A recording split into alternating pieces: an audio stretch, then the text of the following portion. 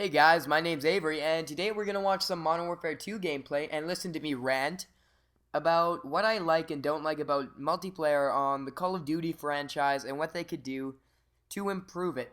Now that there is a new Modern Warfare game out on the market, there's a whole new fresh, basically multiplayer experience. They really did change it from Black Ops. Black Ops was a very large departure from the Modern Warfare franchise anyway. Black Ops kind of did its own thing, you know, Treyarch knows what it likes to do, and both the games that they've made have been, well, just commonly regarded in the community as, well, bad. I mean, if you ask most of the people you see, almost nobody liked World at War. I'm among the people who did not enjoy that game. I won't go as far as to say it's a bad game, but I'll definitely say that it is subpar in terms of what you well, I guess over par. You know what I mean. In terms of what you expect from the biggest gaming franchise in the world at the moment. Black Ops, a similar story. I thought it was good. I mean, I liked it. Lots of people thought that some guns were OP, like the FAMAS and the AK-74U. I can see where they're coming from, but I really don't think that would make or break the game for me. With Modern Warfare 3, I already talked about it yesterday. Undisputably a big topic in the multiplayer community is, you know, what guns are powerful, what guns aren't. And personally, I think that what makes a game balanced is the fact that there are different guns for different situations. I mean, if you use a sniper rifle, you're supposed to be the dominant player when it comes to long-range situations. And none of the other guns are supposed to be able to perform adequately compared to it. But then, to balance it out, oh my god, that was embarrassing. To balance it out, you're supposed to... I can't believe I just voice cracked that badly. It's supposed to be absolutely terrible when you come up close to someone, which really, honestly, is not the case in the Call of Duty games. What's weird about the snipers, though, is that they're good long range, but also the assault rifles and even the UMP-45 in the case of Modern Warfare 2 are equally as useful in long range, in my opinion. They're just as useful up close too, so the people who are good at quickscoping kind of make the sniper rifle just as useful as the assault rifle in most cases.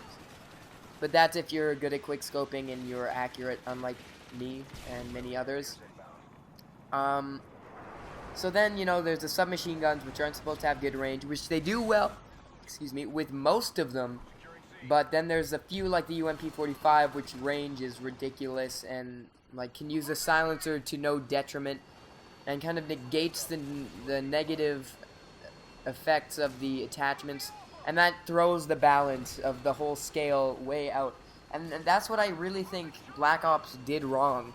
And I hope Modern Warfare didn't do wrong too, but I mean, I think only a bit more time will tell. I mean, the game's been out for a month and a little bit now, almost 2 months, month and a half or so, and so only time will really tell what's going to be considered overpowered in the grand scheme of things. You know, always in the start there's the things that are OP, like in Modern Warfare 2 there was the Model 1887s, which were just absolutely ridiculous. But then after, like, by the end of it, they were the equivalent of, like, piles of dog shit. Like, they just sucked. So, really, what the developers can't do is take guns from being overpowered to making them useless, which is what lots of the guns are in Black Ops especially. Like, tons of the guns were just useless. The Scorpion, for the most part, other than close encounters when you're using them akimbo, was useless. The MAC-11 was okay, but for the most part, useless. The shotguns, like the Olympia and the what's it called? I don't even remember, the pump action one. That was they were basically useless. I mean, there's no redeeming qualities on them, and the submachine guns were better than them up close, so it really did just throw off the balance of the whole game. Also, putting the control of lag compensation and playing speed, like basically ping, which is how fast the server is, putting it in the hands of a player-based host. That just screams bad idea. Every single Call of Duty since Modern Warfare, actually maybe every single Call of Duty, except for maybe 3 because I don't remember, but I know 2 was, 4 was, World at War, Modern Warfare 2, Black Ops, and now this new one. They've all been local-based hosts, so the player with what the game deems to be the best connection gets the host privilege, and they themselves receive perfect connection because they're connecting to themselves unless they have really bad connection, even in which case they usually have good connection. While if the other players are basically have a hard time connecting to them, they're screwed. You get a horrible connection. And that's what happens so much in all of the Call of Duty games, you know? The local hosts really screwed us over. If you weren't host, the host basically could destroy you because your reaction time, even if it was like 10 milliseconds better than the host could still, you know, outturn you, basically just have better reactions than you.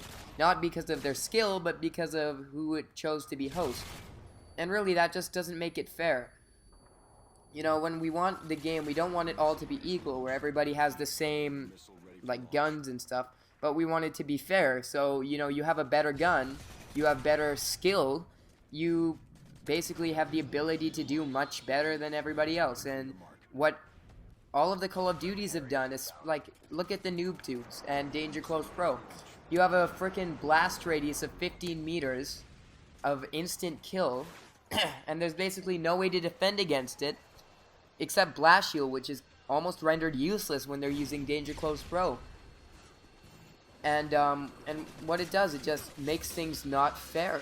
Like, and that is why people have hated Modern Warfare 2 for some period of time, why people have hated Black Ops for a lot of the time, and, you know, Call of Duty 3 was kind of an anomaly to me. I don't understand why people hate it. You know, it was early in the series, and I thought it was fun multiplayer. Apparently lots of people didn't, but I liked it personally. Of course, I was much younger then. I was only like 10 or so years old, so, you know, my views and opinions have changed on the series. Okay, but then last and not least, there are perks in the Modern Warfare games and Black Ops games that, and World at War, I shouldn't discount World at War, that can make it, well, make or break the game. If you add a perk like Danger Close Pro, where it basically enhances a gun to the point where you can't defend against it, you know you've done something wrong and you need to patch it. And that's where Infinity, at least Treyarch, patched the game to a point where it made sense. Infinity Ward, it seems like they make a game and they're like, oh, well, you know what, we put it out, good job, fellas, let's go back to the drawing board and start a new one, and they do not go over the game they've made. And that's why I like Gears of War 3. I'll compare it all to Gears of War 3 because Gears of War 3 in my eyes is a very near perfect multiplayer experience. You know, servers, everybody has the same gun, and no perks. But, you know what? This is actually the end of the video. I can't continue my ramble. I hope you've enjoyed this, guys, so please, come back next time, and I'll see you later.